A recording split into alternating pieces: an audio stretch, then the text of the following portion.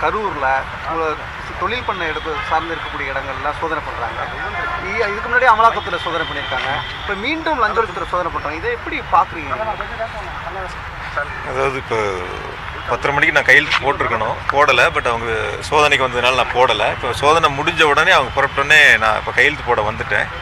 இது வரைக்கும் எங்கெங்கே சோதனை நடக்குது, யார் யார் இடங்களில் நடக்குது என்பது நான் முழுசாக கேட்டு தெரிஞ்சுக்கப்போ நான் சம்பந்தமாக உங்களுக்கு சொல்கிறேன். இப்போ வழக்கு பதிவு பண்ணியிருக்காங்க சார், பதிவு பண்ணியிருக்காங்க. அதே மாதிரி முன்னாள் எம்டி சாகநாத் உட்பட 4 பேர் சொல்கிறாங்க.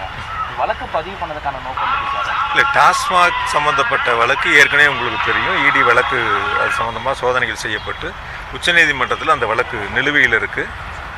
அந்த வழக்கு நிலுவையில் இருக்கும்போதே இப்போ தமிழ்நாடு அரசு நம் காவல்துறை இந்த மாதிரி ஒரு வழக்கை பதிவு செய்ததாக சொல்லியிருக்காங்க. இனி நான் சட்ட வல்லுநர் எங்களுடைய மூத்த வழக்கறிஞரோட கலந்து பேசி இது குறித்து அடுத்த கட்ட நகர்வு குறித்து முடிவெடுக்கிறோம். எல்லாருமே என்ன சொல்றாங்க?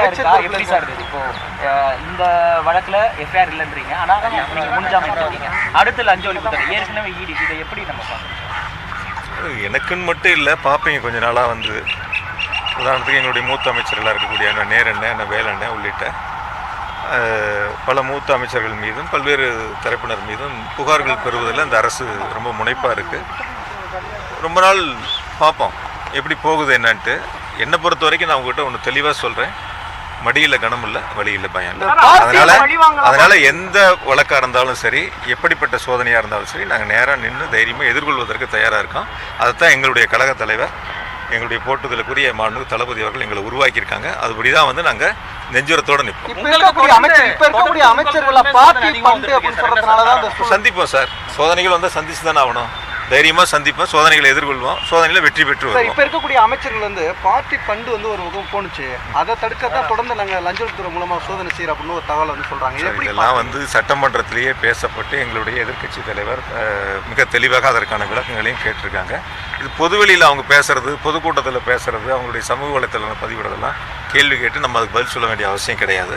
அதனால் இன்றைக்கி நடந்திருக்கக்கூடிய சோதனைகளை பொறுத்த வரைக்கும் நான் எங்களுடைய வழக்கறிஞரோட பேசி அடுத்த கட்ட என்ன நடவடிக்கை எடுக்க போகிறோங்கிறத நாங்கள் செய்ய போகிறோம்.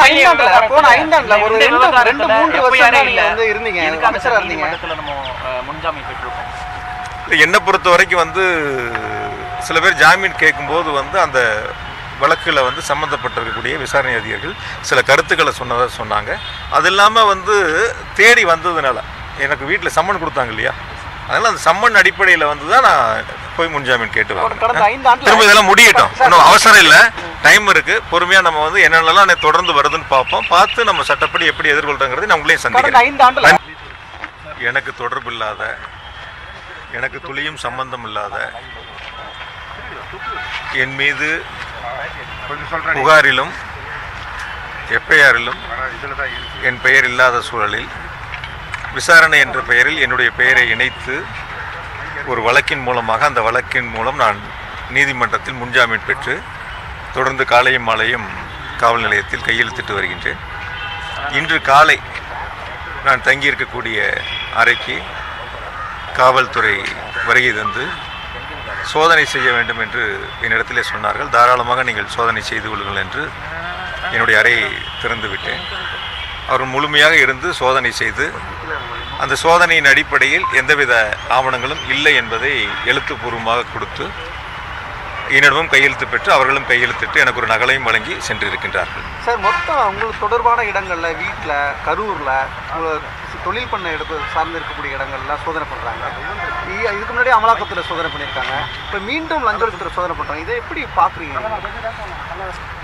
அதாவது இப்போ 10:30 மணிக்கு நான் கையெழுத்து போட்டிருக்கணும், போடலை. பட் அவங்க சோதனைக்கு வந்ததுனால நான் போடலை. இப்போ சோதனை முடிஞ்ச உடனே அவங்க புறப்பட்டோடனே நான் இப்போ கையெழுத்து போட வந்துட்டேன்.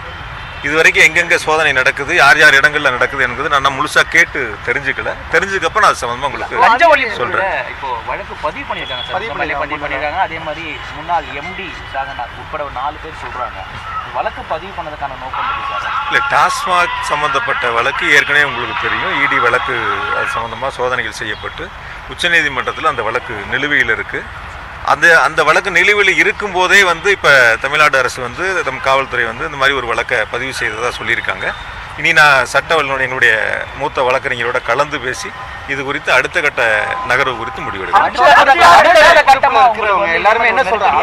எப்படி சார் இது இப்போ இந்த வழக்குல எஃப்ஐஆர் இல்லைன்றீங்க, ஆனா நீங்க முன்ஜாமீன் இருக்கீங்க, அடுத்து லஞ்ச ஒழிப்புத்துறை ஏற்கனவே ஈடி, இதை எப்படி நம்ம பார்க்கணும்? எனக்குன்னு மட்டும் இல்லை, பார்ப்பீங்க கொஞ்ச நாளாக வந்து உதாரணத்துக்கு எங்களுடைய மூத்த அமைச்சர்களாக இருக்கக்கூடிய அண்ணன் நேரண்ணன், அண்ணன் வேலண்ணன் உள்ளிட்ட பல மூத்த அமைச்சர்கள் மீதும் பல்வேறு தரப்பினர் மீதும் புகார்கள் பெறுவதில் இந்த அரசு ரொம்ப முனைப்பாக இருக்குது. ரொம்ப நாள் பார்ப்போம் எப்படி போகுது என்னன்ட்டு. என்னை பொறுத்த வரைக்கும் நான் உங்ககிட்ட ஒன்று தெளிவாக சொல்கிறேன், மடியில் கனம் இல்லை, வழியில் பயம் இல்லை. அதனால் எந்த வழக்காக இருந்தாலும் சரி, எப்படிப்பட்ட சோதனையாக இருந்தாலும் சரி, நாங்கள் நேராக நின்று தைரியமாக எதிர்கொள்வதற்கு தயாராக இருக்கோம். அதைத்தான் எங்களுடைய கழக தலைவர், எங்களுடைய போட்டுதலுக்குரிய மாண்பு தளபதி அவர்கள் எங்களை உருவாக்கியிருக்காங்க. அதுபடி தான் வந்து நாங்கள் நெஞ்சுரத்தோடு நிற்போம்.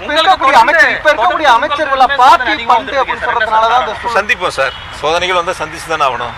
தைரியமாக சந்திப்போம், சோதனைகளை எதிர்கொள்வோம், சோதனைகளை வெற்றி பெற்று வருவோம். இப்போ இருக்கக்கூடிய அமைச்சர்கள் வந்து பார்ட்டி ஃபண்டு வந்து ஒரு முகம் போணுச்சு, அதை தடுக்கத்தான் தொடர்ந்து நாங்கள் லஞ்ச ஒழிப்புத்துறை மூலமாக சோதனை செய்கிறோம் அப்படின்னு ஒரு தகவல் வந்து சொல்கிறாங்க. இதெல்லாம் வந்து சட்டமன்றத்திலேயே பேசப்பட்டு எங்களுடைய எதிர்க்கட்சி தலைவர் மிக தெளிவாக அதற்கான விளக்கங்களையும் கேட்டிருக்காங்க.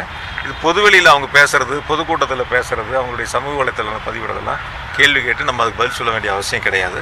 அதனால் இன்றைக்கி நடந்திருக்கக்கூடிய சோதனைகளை பொறுத்த வரைக்கும் நான் வந்து எங்களுடைய வழக்கறிஞரோட பேசி அடுத்த கட்ட என்ன நடவடிக்கை எடுக்க போகிறோங்கிறத நாங்கள் செய்ய போகிறோம்.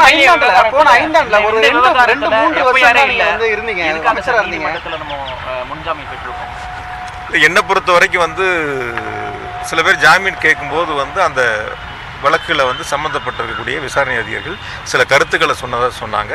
அது இல்லாமல் வந்து தேடி வந்ததுனால எனக்கு வீட்டில் சம்மன் கொடுத்தாங்க இல்லையா, அதனால் அந்த சம்மன் அடிப்படையில் வந்து தான் நான் போய் முன்ஜாமீன் கேட்டு வரேன். திரும்ப இதெல்லாம் முடியட்டும், இன்னும் அவசரம் இல்லை, டைம் இருக்குது. பொறுமையாக நம்ம வந்து என்னென்னலாம் தொடர்ந்து வருதுன்னு பார்ப்போம். பார்த்து நம்ம சட்டப்படி எப்படி எதிர்கொள்றோங்கிறது நான் உங்களையும் சந்திக்கிறேன். நன்றி. போதும், இன்னைக்கு போதும்.